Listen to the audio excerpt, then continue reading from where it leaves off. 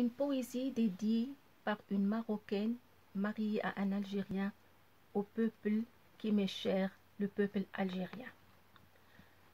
Le cri de la délivrance. En berne, après tant d'années de souffrance, de terrorisme et de carnage, et de surcroît, un régime qui par une main de fer assoit son pouvoir, prend toute une nation en otage, réduisant un peuple souverain à l'esclavage, ruinant ainsi le pays par les traîtrises et les pillages.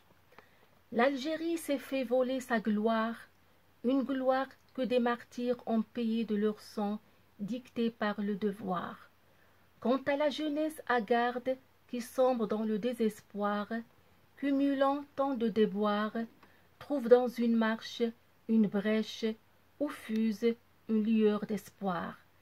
Ainsi se sont conjugués les efforts, jeunesse et vieillards, hommes et femmes, et aussi des enfants en bas âge, main dans la main, clamant haut et fort dans un seul langage.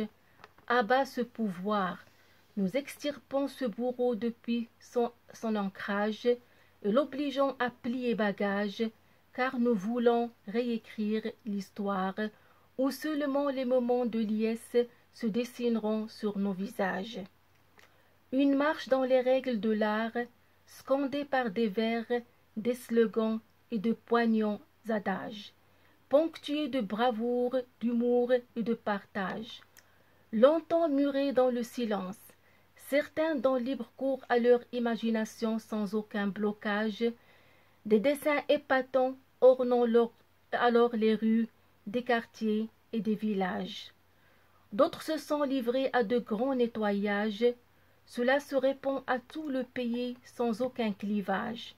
Résigné, le peuple veut assurer avec le passé un véritable sevrage.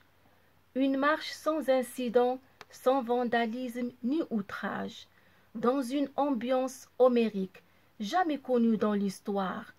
Un enseignement éloquent à mémoriser dans tous les ouvrages, un peuple mature qui impose le respect et qui a su élever son image, ne peut être qu'une fierté, et surtout pour les martyrs algériens, un énorme hommage.